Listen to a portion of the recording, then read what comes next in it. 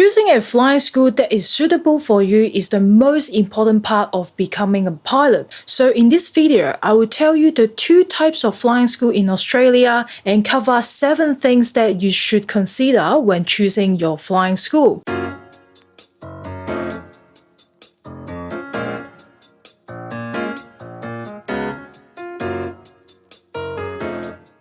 Hello, how's it going? My name is Jane. I'm a flying instructor, charter pilot, and jump pilot in Australia. My channel is all about flight training and other aviation-related topics. If you are a student pilot or thinking of becoming one, consider subscribing. For this video, I would assume that by now you know what pilot license you want to get and how much it costs for flight training. If not, I have a video for you. You can find the link in the description below or up here. Let's talk about the 2 types of flying school in Australia, Part 141 and Part 142 flight training organizations. Part 141 Flying School provide recreational pilot flight training, non-integrated training for private and commercial pilot flight training, and other endorsements or rating for single pilot aircraft. Part 142 Flying School also provide recreational pilot flight training, other endorsement or rating, but integrated training for private or commercial pilot flight training. Besides, some Part 142 Flying School can even provide multi-crew flight training and contracted with current training and tracking. The biggest differences that concern you is the integrated training. An integrated training course is an intensive program that combines ground theory training with practical flight training in a structured way, and is designed to be completed with a condensed period of time. For example, for a private pilot license, the minimum flight hours required is 35 hours for integrated training and 40 hours for non-integrated training. For a commercial pilot license, the minimum flight hours required is 150 hours for integrated training and 200 hours for non-integrated training. It's quite a big differences for CPL, which also means less cost for flight training. However, you need to attend the ground school with extra cost, while non-integrated training gives you the option to self-study to save money. I will talk more in details later. So,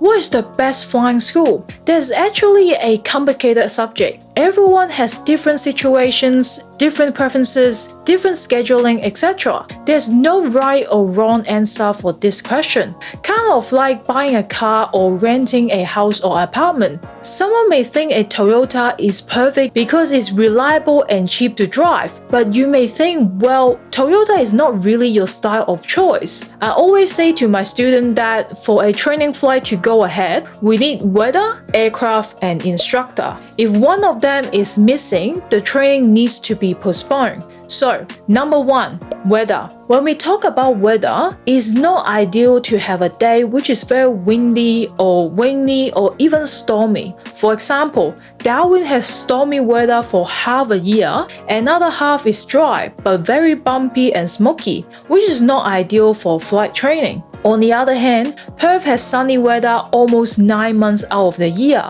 which can be beneficial. Only sometimes get a bit windy but manageable. So, weather could affect your training progress if you want to get your license fast, and you may need to consider some flying school further away from your home or even interstate. Number 2, aircraft. Aircraft condition is important. If the plane is broken, your flight is cancelled. If the plane goes broken in the air, that is not good at all. So when you're researching for your preferred flying school, look at the aircraft you will be doing flight training in. Ask about maintenance history about the aircraft. Other than aircraft condition, you also need to consider what type of aircraft you want to train in, because the cost per hour can vary a lot. For example, a Cessna 172 or a Piper Cherokee, it costs around $250 to $300 per hour. However, for a Cirrus SR20, it costs around $450 to $550 per hour.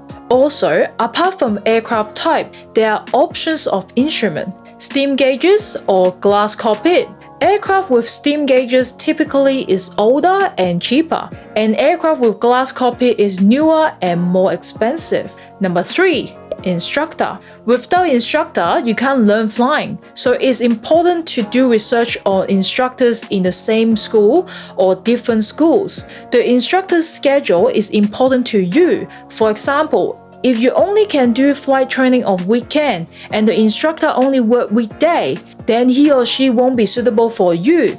Also, if the instructor is very busy and you have to fight for his or her time to learn flying, that's not great. You may not be able to fly as much as you prefer, or the instructor may need to rush to keep up their schedule. So consider that when choosing a flying school. Apart from the 3 vital elements of flight training, there's other things to consider. Number 4, airport. Generally, we have 2 main types of airport or aerodrome.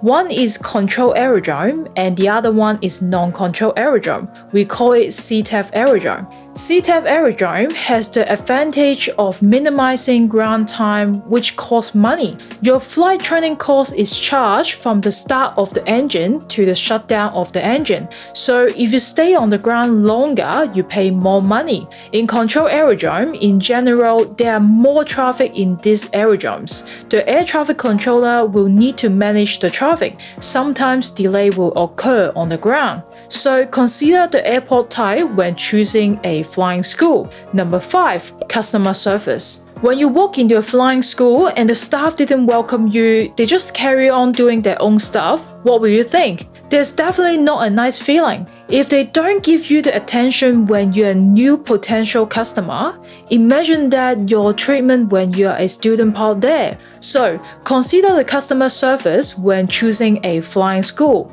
Number 6, course of ground school. As mentioned previously, a flying school with integrated training will provide ground theory courses that you have to attend because it's part of the training syllabus, which means you have to pay for it. Ground school can be very expensive. For PPL ground school, the costs vary from $800 to $2,000. For CPL, there are 7 subjects you need to do. Again, the cost for each subject can vary from $800 to $2,000. So the total cost can be $5,600 to $14,000. Alternatively, if you're doing non-integrated training, you can choose to self-study to save money. So, when you choose to do integrated training, you save money for flight training because the flight time requirement is less, but you need to pay for ground school. On the other hand, if you're doing non-integrated training, you save money for ground school. So this is another thing you need to consider when choosing a flying school.